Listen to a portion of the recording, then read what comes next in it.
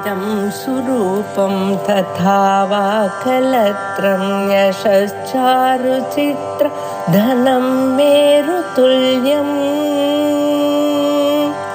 मनश्चेन लग्नं गुरोरङ्घ्रिपद्मे ततः किं ततः किं ततः किं ततः किम्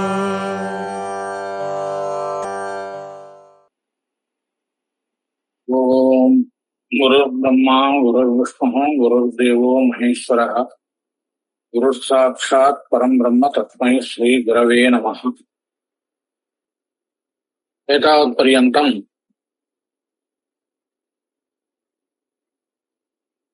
पदार्थ निरूपणं कृतम्। अदावदु द्रव्य गुण कर्म सामान्य विशेष समवाय अभावाः सप्त पदार्थाः அப்படின்னு பதார்த்தங்கள் லோகத்துல எத்தனை இருக்கு அப்படின்ற விஷயத்த சொல்லி, அதுல திரவியங்கள் எத்தனை, குணங்கள் எத்தனை, கிரியைகள் எத்தனை, சாமானியம் எத்தனை அப்படின்றது விசேஷமாக அந்தந்த பதார்த்தங்களுடைய விபாகம் பண்ணிடும். ஒரு சிலதுக்கெல்லாம் லட்சணம் தீபிகையிலே சொன்னார் பார்த்தோம். ஒரு சிலதுக்கெல்லாம் லட்சணங்கள் தர்க்க சங்கிரகத்திலே பின்னாடி வரப்போறது. ஆனா எத்தனை விதம் அப்படிங்கிறது ஒவ்வொரு பதார்த்தத்தினுடைய விபாகங்கள் எத்தனை விதங்கள்ன்றது இந்த தர்க்கசங்கிற மூலத்திலேயே பார்த்தோம். அந்த 7 பதார்த்தங்கள் முடிஞ்சதுக்கு அப்புறம் திரவியங்கள் 9ன்னு சொன்னா, அதுல முதல் திரவியம் பிருத்திவி அப்படின்னு முதல் திரவியம். அந்த திரவியத்தினுடைய பரிச்சயம், அது எத்தனை விதம், அதுல என்னென்ன விஷயங்கள் இருக்கு அப்படிங்கறத போன பாட்டத்திலேயே பார்த்தோம். இருந்தாலும் திருப்பி ஒரு முறை அந்த தர்க்க சங்கிரக பங்கியை சொல்லிட்டு மேல தீபிகை பாடத்துல போலாம். தத்ர கந்தவதி பிருத்திவி அப்படின்னு வாக்கியம். தத்ர அப்படின்னா திரவ்யேஷு மத்தியே அப்படின்னு அர்த்தம். தத்ரன்னா திரவ்யேஷு மத்தியே, திரவ்யாணி நவ தேஷு மத்தியே அப்படின்ற அர்த்தம் தான் இந்த தத்ரன்றதுக்கு அர்த்தம். திரவ்யேஷு மத்தியே, திரவ்யேஷு மத்தியே பிருத்திவி கந்தவதி அப்படின்னு இந்த வாக்கியம் லட்சியத்தையும் லட்சணத்தையும் சொல்லக்கூடிய வாக்கியம் இது. பிருத்திவி அப்படிங்கிறது லட்சியம், கந்தவத்வம் அப்படிங்கிறது லட்சணம். அப்போ பிருத்திவியாக கிம் லட்சணம் அப்படின்னு கேட்டா கந்தவதி பிருத்திவி அப்படின்ற வாக்கியத்தினால பிருத்திவிக்கு கந்தவத்வம் அப்படின்னு நமக்கு லட்சணம் கிடைக்கிறது அப்படின்னு இந்த பங்கிலிருந்து நாம் புரிஞ்சுக்க வேண்டியது. அப்போ நமக்கு சாமானிய தர்ம பிரகாரக்க ஞானம் வந்துடுது. அதாவது பிருத்திவின்னா என்ன அப்படின்னு ஒரு அவுட்லைன், அதாவது கந்தவத்வம் பிருத்திவியாக லட்சணம் அப்படி மேலோட்டமா நமக்கு தெரிஞ்சு படுத்து. இப்போ நம்ம இன்னும் டீப்பா உள்ள போகணும். பிருத்திவி எத்தனை விதம் அப்படின்னு கேட்டா சாத்விவிதா. என்னது? நித்யா பிருத்திவி அப்படின்னு ஒண்ணு, அனித்யா பிருத்திவி அப்படின்னு ஒண்ணு. அப்போ சாத்விவிதா, நித்யா அனித்யாச்ச அப்படின்னு அர்த்தம். இப்ப திருப்பி நித்திய பிருத்திவிக்கு என்ன லட்சணம், அனித்ய பிருத்திவிக்கு என்ன லட்சணம் அப்படின்னு சொல்ல வரா. நித்யா பிருத்திவி பரமாணு ரூபா, யாயா பிருத்திவி பரமாணு ரூபா பிருத்திவி பவதி சா சர்வாபி நித்யா பிருத்திவி இது உச்சதே. பரமாணு ரூபா யா பிருத்திவி சா நித்யா பிருத்திவி. ஜன்யா பிருத்திவி, ஜன்யா பிருத்திவினா காரிய ரூபா பிருத்திவி. எதெல்லாம் உண்டாகக்கூடிய பிருத்திவிகளாக இருக்கோ அந்த பிருத்திவிகள்லாம் அனித்யா பிருத்திவின்னு சொல்லுவா. அப்படின்னு இந்த சந்தர்ப்பத்துல நாம ஒண்ணு தெரிஞ்சுக்க வேண்டியது, இப்போ ஒரு கட்டம்,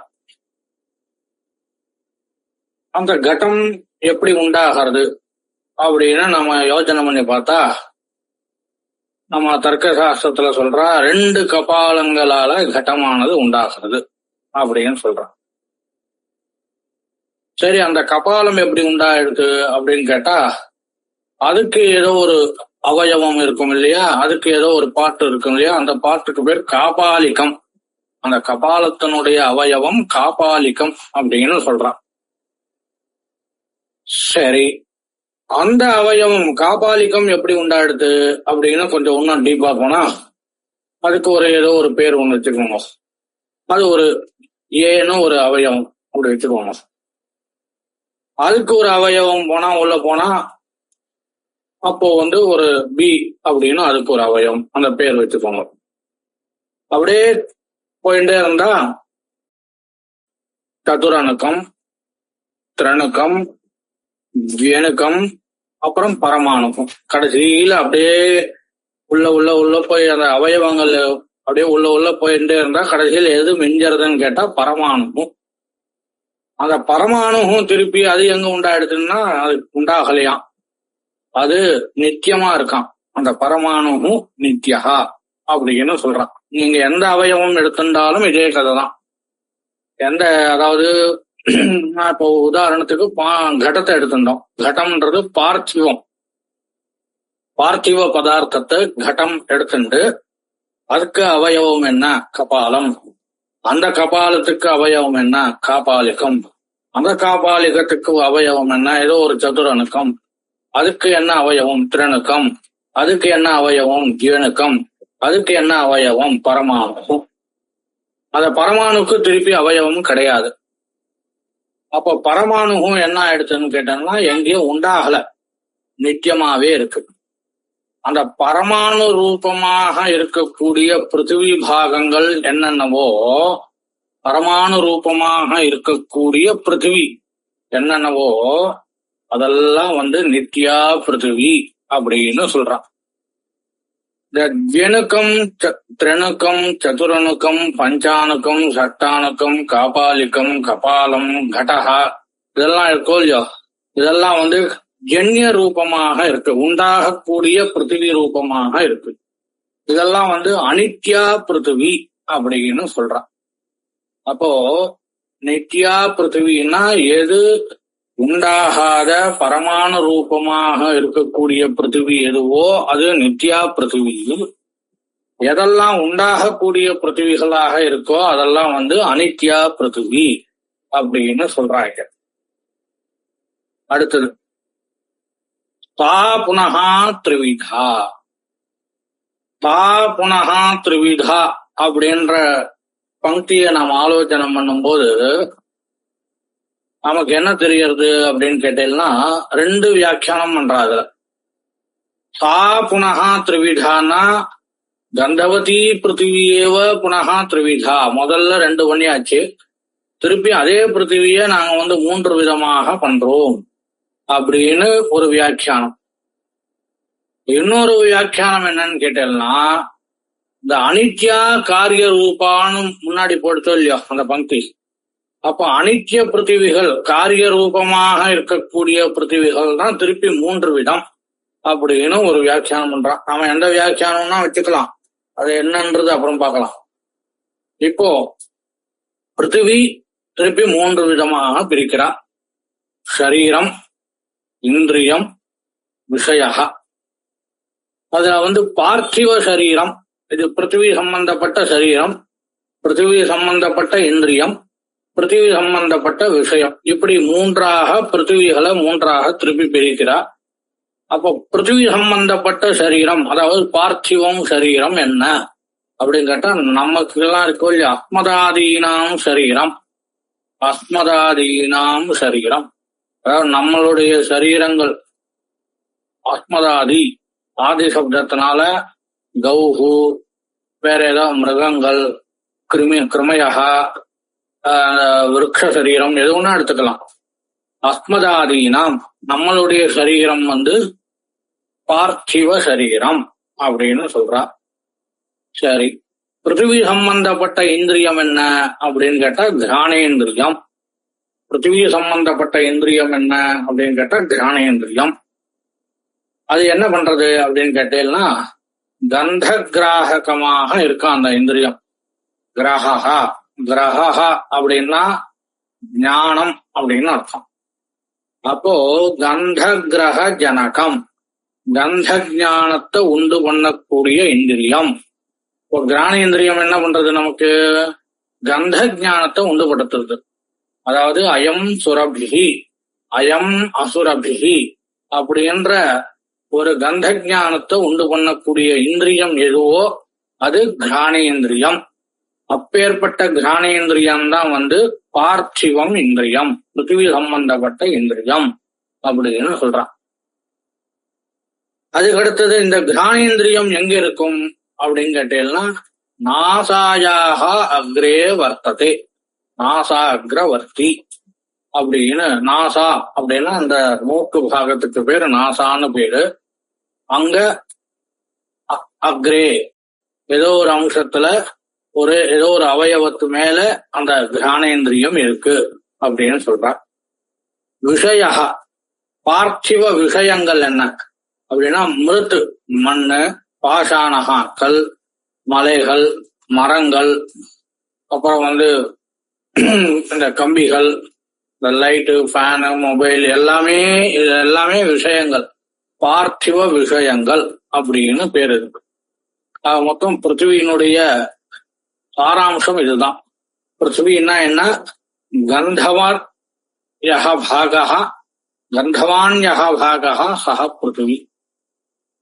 அது எத்தனை விதம்? நித்யா பிருத்திவி, அனித்யா பிருத்திவி.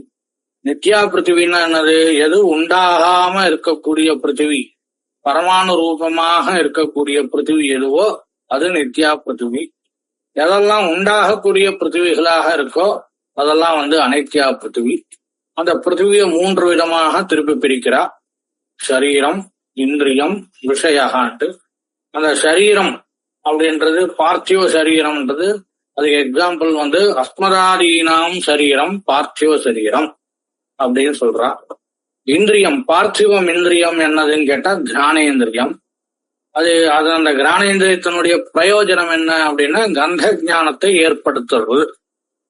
அந்த கிராணேந்திரியம் எங்க இருக்குன்னு கேட்டா நாசாயாக அக்ரே வர்த்ததே. சரி, பார்த்திவகா விஷயா என்னது அப்படின்னு கேட்டா மிருத்து, பாஷாணகா, இந்த ஃபேனு, இரும்பு, கட்டிலு, அப்புறம் மொபைல், தட்டு, இதெல்லாம் என்னென்னலாம் இருக்கோ அதெல்லாம் பார்த்திவகா விஷயா அப்படின்னு இந்த தர்க்க சங்கிரக பங்கிக்கு அர்த்தம். இதுல ஏதாவது சந்தேகம் இருந்தா கேளுங்க, இல்ல நம்ம மேல போலாம்.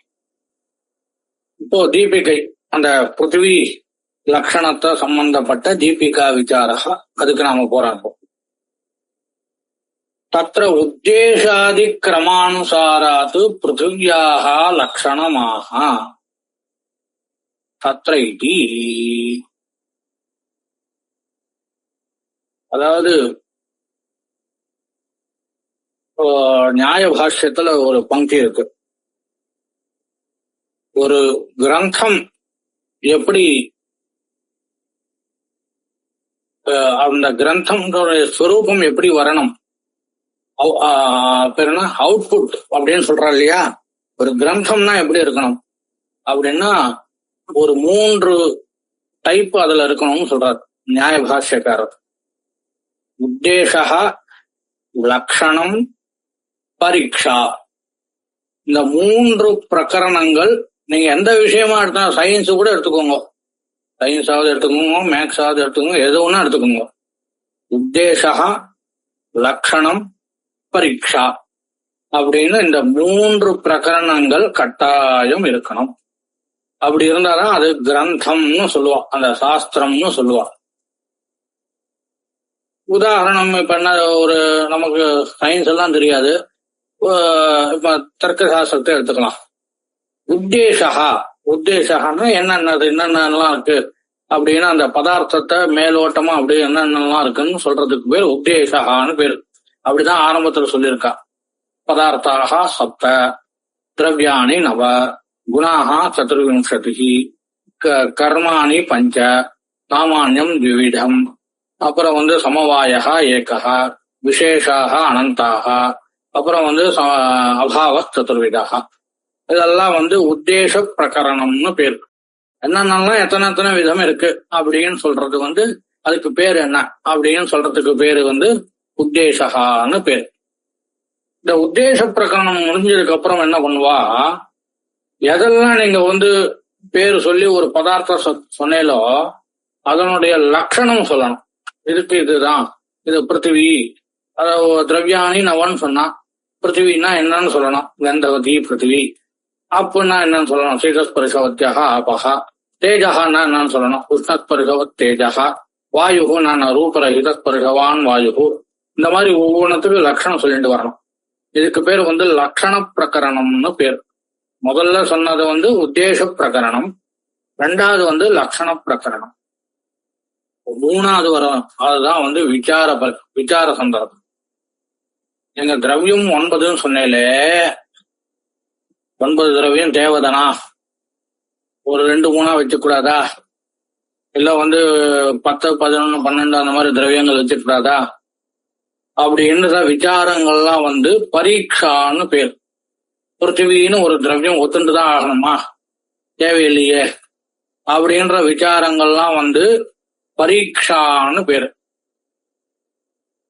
இந்த மாதிரி 3 டைப் ஒரு கிரந்தத்துல இருக்கணும். அதுதான் கிரந்தம் அப்படின்னு ஏற்றுக்கொள்ளப்படும் அப்படின்னு சொல்றா நியாயபாரத்துல. அது இந்த இடத்துல ஞாபகப்படுத்துற. அதே மாதிரி இதுவும் தர்க்க சங்கிரகம்ன்றது கூட ஒரு கிரந்தம் தானே. அப்போ இதுல என்ன இருக்கு, உத்தேசா, லட்சணம், பரீட்சா அப்படின்னு இருக்கணும். 3 அம்சங்கள் இருக்கணும். உத்தேசகான்னா என்னது, மேலோட்ட வாரியாக ஒவ்வொரு திரவியத்தினுடைய பேர் சொல்றோம். பிருத்திவி, அப்பு, தேஜஹா, வாயு, காலஹா, ஆகாஷா, திக்கு, ஆத்மா, மனஹா அப்படின்னு மேலோட்டமா பேர் சொல்றது. இதுக்கு பேர் உத்தேசகான்னு பேர். இந்த உத்தேச கிரமத்துல இப்ப உத்தேச பிரகரணம் முடிஞ்சு போயிடுது. அடுத்த பிரகரணம் என்னது, லட்சண பிரகரணம். லட்சணத்தை சொல்லணும். எப்படி சொல்லுவேன் இல்லைங்க, அந்த உத்தேச கிரமத்துல எது முதல்ல எடுத்துட்டோமோ அதனுடைய லட்சணத்தை முதல்ல சொல்லணும். இப்போ அந்த திரவியாணி நவன் சொல்லும் போது அந்த உத்தேச கிரமத்துல முதல் திரவியமாக என்ன வந்தது, பிருத்திவி வந்தது. அந்த உத்தேச கிரமத்தை வச்சுட்டு முதல்ல பிருத்திவியினுடைய லட்சணத்தை சொல்ற. இப்போ நம்ம கேள்வி கேட்கலாம், ஏன் முதல்ல எடுத்தோம்னா இப்ப பிருத்திவியாக லட்சணம்னா ஏன் சொல்லணும், ஜலசிய லட்சணம் சொல்லுங்க, இல்ல ஆத்மனகா லட்சணம் சொல்லுங்க, இல்ல மனசாக லட்சணம் சொல்லுங்களேன் அப்படின்னு கேட்டா, உத்தேச கிரமானுசாரா இந்த உத்தேசகா அப்படின்னா மேல சொல்ல போற, உத்தேச கிரமஹா அப்படின்னா பிருத்திவி, அப்பு, தேஜஹா, வாயு அப்படின்ற அந்த உத்தேச கிரமத்தை அனுசரிச்சு அந்த உத்தேச கிரமத்துல முதல் திரவியமாக நாம என்ன பார்த்தோமோ அந்த திரவியத்தினுடைய லட்சணத்தை சொல்றார் தர்க்க சங்கிரகத்துல அன்னம்பட்டர். நந்தவதி பிருத்திவி அப்படின்னு சொல்றார் அப்படின்னு இந்த பங்கிக்கு அர்த்தம். தத்ர உத்தேசாதிக்கிரமானுசாராத் பிருத்திவியாக லட்சணமாக தத்ர இதி. சரி, நீங்க உத்தேசகான்னு சொல்றேன், அது என்னன்னு புரியலையே அப்படின்னு கேட்டா அது சொல்ற, நாம்னா பதார்த்த சங்கீர்த்தனம் உத்தேசகா. ஒரு வேர்டு யூஸ் பண்ணி ஒரு வஸ்துவை நாம சொல்றோமோ இல்லையோ அதுக்கு பேர் தான் உத்தேசகான்னு பேர். பிருத்திவி அப்படின்ற சப்தத்தை பிரயோகம் பண்ணி பிருத்திவின்னு ஒரு பதார்த்த சொல்றோமோ இல்லையோ, அப்பு அப்படின்னு ஒரு சப்தத்தை யூஸ் பண்ணி அந்த ஜல பதார்த்தத்தை நாம சொல்றோம். தேஜஹா அப்படின்னு அந்த சப்தத்தை யூஸ் பண்ணி தேஜஹான்னு ஒரு அர்த்தம் சொல்றோமோ இல்லையோ, இந்த மாதிரி சொல்றதுக்கு பேர் தான் உத்தேசகா அப்படின்னு பேரு. நாம்னா பதார்த்த சங்கீர்த்தனம், நாம்னா பதார்த்த சங்கீர்த்தனம், பதார்த்த பிரதிபாதக சப்த உத்தேச அப்படின்னு பேர். அந்தந்த வஸ்துவ சொல்லக்கூடிய சப்தங்கள், பிருத்திவிய சொல்லக்கூடிய சப்தம் பிருத்திவி, ஜலத்தை சொல்லக்கூடிய சப்தம் அப்பு, தேஜஸ சொல்லக்கூடிய சப்தம் தேஜகா, வாயுவை சொல்லக்கூடிய சப்தம் வாயு அப்படின்னு அந்த சப்தங்கள் லைனா சொல்றது இல்லையோ, பிருத்திவி அப் தேஜோ வாயு. இதுக்கு பேர் தான், இந்த சப்தங்களுக்கு பேர் தான் உத்தேசகா அப்படின்னு சொல்றான். அந்த சப்த வரிசையில முதல்ல வந்த சப்தம் என்ன? பிருத்திவி. அப்போ பிருத்திவியினுடைய லட்சணத்தை தான் நம்ம சொல்ல வேண்டியதாக இருக்கு அப்படின்னு அர்த்தம் இருக்கு. நாம்னா பதார்த்த சங்கீர்த்தனம் உத்தேசா. சரி, நீங்க பிருத்திவின்னு முதல்ல அதுல இருக்கு, அதாவது பிருத்திவி நிரூபணத்தை முதல்ல பண்றது. நீங்க ஏன் இப்படி பண்ணக்கூடாது? முதல்ல ஜலத்தை சொல்லுங்களேன். ஜல பிருத்திவி தேஜோ வாயு ஆகாச காலதிகாத்ம மனாதி அப்படி சொல்லுங்க. இல்ல ஆத்மா பிருத்திவி தேஜோ வாயு ஆகாச காலதிக்கு மனாதி அப்படின்னு சொல்லுங்க. ஏன் பிருத்திவியை தான் சொல்றேன்? அதுக்கு என்ன காரணம் கேட்டா, அதுக்கு நாம் பொறுப்பில்ல. உத்தேச கிரமே சர்வத்திர இச்சைவ நியாமிகா. அந்தந்த சொல்றவாளுடைய இச்சை, அவளுடைய இச்சை அந்த இடத்துல காரணமா இருக்கு. அந்த உத்தேச கிரமத்துல யாரு எப்படி வேணா சொல்லலாம், இப்படிதான் சொல்லணும்னு சட்டம் ஒண்ணும் இல்லை. இந்த இடத்துல இவர் அன்னம் பற்ற சொல்லியிருக்கார், அதை வச்சுட்டு நாம இப்படி போலாம் அப்படின்னு சொல்றார். உத்தேச கிரமே சர்வத்திர இச்சைவ நியாமிகா அப்படின்னு இது ஒரு விசாரம். இதோட இந்த ஏதோ சின்னதா வந்தது, இது முன்னி போயிடுது. இப்போ மெயின் விசாரத்துக்கு வரணும், நாம முக்கியமான விசாரத்துக்கு வரணும். இப்போ கந்தவதி பிருத்திவி அப்படின்னு சொல்றா. என்ன தாத்பரியம் இது அப்படின்னு கேட்டதெல்லாம், எதெல்லாம் பிருத்திவியா இருக்கோ அங்கெல்லாம் கந்தம் கட்டாயம் இருக்கணும். கந்தம் இல்லைன்னு சொன்னா அது பிருத்திவி ஆகாது அப்படின்னு இந்த லட்சண வாக்கியத்தை நமக்கு தெரியாது இல்லையா? பிருத்திவி அப்படின்னா கந்தவதி, கந்தகா நியமேன எத்திர பவதி சா பிருத்திவி அப்படின்னு அர்த்தம் நமக்கு கிடைச்சது. இப்போ ஒரு இடம் சொல்ற, அது பிருத்திவி தான், நியாயமா பார்த்தா பிருத்திவி தான். ஆனா அந்த இடத்துல கந்தமே இல்லையே. இப்போ உதாரணம் அவர் சொன்னார் இல்லையா, ஃபேனு இந்த மெட்டல் கிட்டெல்லாம் அதெல்லாம் கந்தமே இல்லையே. அது பிருத்திவி தான், ஆக்சுவலா அது பிருத்திவி தான். ஆனா அந்த இடத்துல கந்தமே இல்லையே. கந்தவதி பிருத்திவின்னு நீங்க லட்சணம் சொல்றீங்க, அப்ப அந்த பிருத்திவியில அவ்வியாப்தி வந்துருதோ இல்லையோ அப்படின்னு இப்ப கேட்டாரு இல்லையா? அதே மாதிரிதான் இங்க கேட்கறான். இந்த மாதிரி ஒரு பிருத்திவி இருக்கு. எந்த மாதிரின்னு கேட்டீங்கன்னா, ஒரு சின்ன உதாரணம் சொல்றேன். 2 கபாலங்கள், இது ஒரு அவயவம், இது ஒரு அவயவம். இந்த 2 கபாலங்கள் சேர்ந்து ஒரு அவயவி கடகா வருது. அதாவது கடத்துக்கு காரணம் கபாலம், சமவாயு காரணம் கபாலம். இந்த கபாலம் 2 கபாலங்கள் சேர்ந்து ஒரு கடம் வருது. இது நமக்கு ஒரு வஸ்துஸ்திதி. இப்போ நம்ம விஷயத்துக்குள்ள வரலாம். ஒரு கபாலம் என்னவோ சுரபி கபாலம், நல்ல எங்கிருந்தோ காட்டுல இருந்து நல்ல மணல் எடுத்து அதுல கபாலம் இருக்கா. இன்னொரு கபாலம் என்னமோ இங்க சென்னையில எங்கோ ஒரு இடத்துல மணல் எடுத்து ஒரு கபாலம் இருக்கா. ஒரு கபாலம் சுரபி கபாலம், இன்னொரு கபாலம் அசுரபி கபாலம். இந்த 2 கபாலத்தோட சேர்ந்து ஒரு கடம் வந்துடுது. இந்த கடத்துல இருக்கக்கூடிய கந்தம் சுரபி கந்தம் இல்ல அசுரபி கந்தம், ஏதாவது ஒண்ணுதான் சொல்ல முடியும். 2 கந்தமே இருக்குன்னு சொல்ல முடியாது. அது ஏன் சொல்ல முடியாதுங்கிறது பின்னாடி சொல்லலாம். ஏதோ ஒரு கந்தம் தான் சொல்லணும். இப்போ சுரபி கந்தம் அந்த கடத்துல இருக்குன்னு சொல்லலாமே அப்படின்னு கேட்டா அது சொல்ல முடியாது. ஏன்னு கேட்டேன்னா, சுரபி கந்தம் பிரதி அவயவகத அசுரபி கந்தா பிரதிபந்தகா. அதாவது கடத்தினுடைய அவயவம் 2 கபாலங்கள், அதுல ஒரு கபாலத்துல இருக்கக்கூடிய அசுரபி கந்தமே என்ன பண்றது? சுரபி கந்தத்தை உண்டு பண்ணாம தடுக்கிறது. அடுத்தா அப்போ சுரபி கந்தம் அந்த கடத்துல வரும்னு சொல்ல முடியாது. சரி, அசுரபி கந்தம் வரட்டுமே அப்படின்னா இதே கதை தான். அந்த கடத்துக்கு 2 அவயவங்கள், அதுல ஒரு அவயவம் சுரபி கபாலம். அந்த கபாலத்துல இருக்கக்கூடிய சுரபி கந்தம் கடத்துல அசுரபி கந்தம் வராத மாதிரி பண்ணிடுறது. அப்ப இப்ப என்ன ஆயிடுது, அந்த கடத்துல சுரபி கந்தமும் வரத்துக்கு சான்ஸ் இல்ல, அசுரபி கந்தமும் வரத்துக்கு சான்ஸ் இல்ல. அப்போ அந்த கடத்துல கந்தமே இல்ல. இப்படி ஆனா அது பிருத்திவி, அந்த கடம் பிருத்திவி. நீங்க கந்தவதி பிருத்திவின்னு சொன்னா அந்த கடத்துல எந்த ஒரு கந்தமும் உண்டாகாததுனால அந்த கடமும் பிருத்திவிதான். அந்த கடத்துல கந்தவத்துவம்ன்ற லட்சணம் பொருந்தல இல்லையா, அதனால அந்த இடத்துல அவ்வியாப்தி வந்துடுறது அப்படின்னு ஒரு கேள்வி கேட்கிறேன். பங்கி படிக்கிறேன், அது பாருங்க.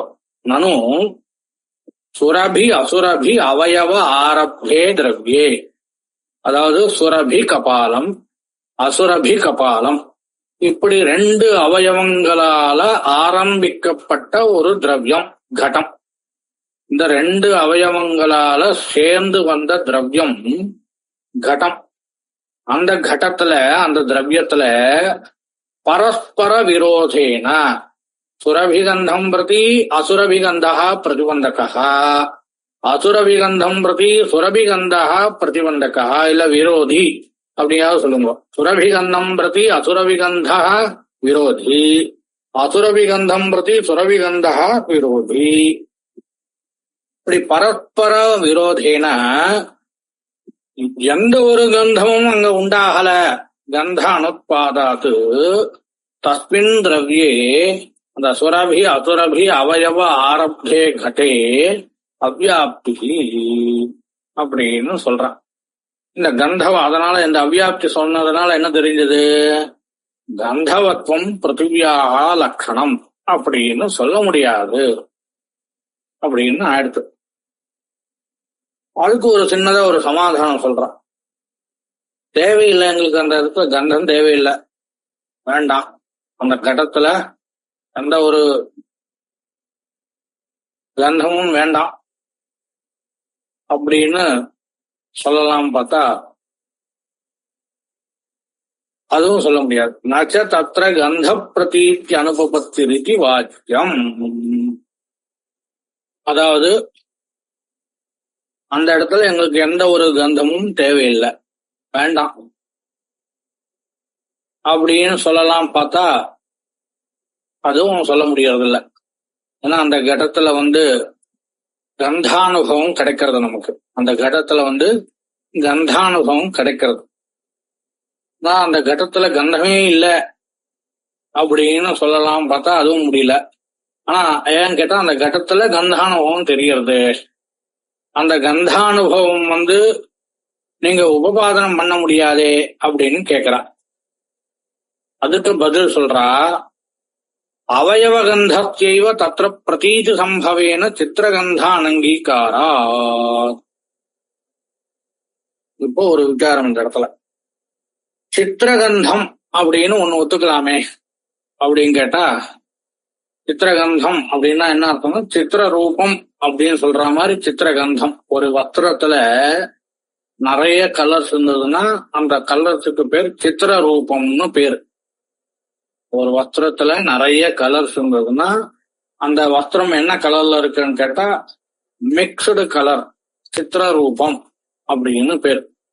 அந்த மாதிரி இந்த இடத்துல மிக்சடு ஸ்மெல், அதாவது சித்திரகந்தகா அப்படின்னு ஒண்ணு ஒத்துக்கலாமே அப்படின்னு கேட்டா அதுவும் தேவையில்லை அப்படின்னு சொல்ற.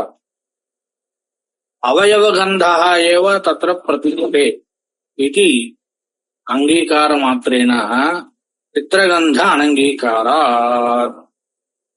இப்போ நமக்கு இந்த நச்ச என்று ஆரம்பிச்சு சித்திரகந்த அனங்கீகாராதுன்ற அம்சத்தை நம்ம அடுத்த வாரம் பார்க்கலாம். இப்போ இதுல இருந்து கந்தவத்துவம் பிருத்திவியாக லட்சணம் அப்படின்ற அம்சத்து அந்த லட்சண வாக்கியத்துல இந்த மாதிரி லட்சணம் அர்த்தம், லட்சணார்த்தம் இப்படி சொன்னா என்ன தோஷம் வருதுன்னு கேட்டா அவ்வியாப்தி தோஷம் வருது. சுரபி அசுரபி அவயவ ஆரப்தே திரவ்யே அந்த திரவியத்துல எந்த ஒரு கந்தமும் இல்லாததுனால அந்த இடத்துல அவ்யாப்தி, அந்த திரவியத்துல அந்த திரவியம் என்னமோ பிருத்திவி தான், ஆனா அந்த இடத்துல கந்தவத்துவம் இல்லைங்கிறதுனால அவ்யாப்தி தோஷம் வருது அப்படின்னு என்னைக்கு இந்த அவ்யாப்தி தோஷ பிரதிபாதனத்தோட நம்ம நிறுத்திக்கலாம். மேற்கொண்டு சமாதானம் அடுத்த பாட்டங்கள்ல பார்க்கலாம். அன்னைக்கு இங்க வச்சிடலாம். ஓம் குரு பிரம்மா குரு விஷ்ணு குரு தேவோ மகேஸ்வரः குரு சாட்சாத் பரம் பிரம்ம தஸ்மை ஸ்ரீ குரவே நமः.